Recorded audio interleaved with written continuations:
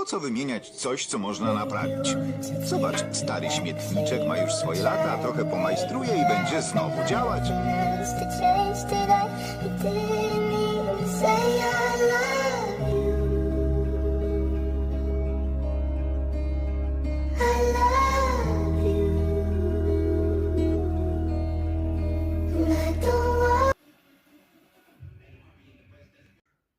A niby tak źle to nie wyglądało. A po otwarciu konserwy wyszło coś takiego. Druga strona gorsza. Wziąłem się niby za tą lepszą. A tu się okazuje, że wcale nie jest lepsza.